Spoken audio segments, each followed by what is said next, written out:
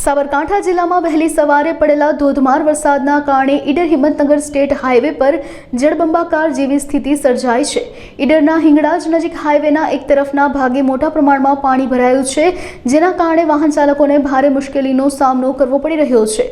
વરસાદી પાણી ભરાવાના કારણે વાહન વ્યવહાર ધીમો પડ્યો છે અને વાહન ચાલકોને આ રસ્તા પરથી પસાર થવામાં હાલાકી ભોગવવી પડી હતી।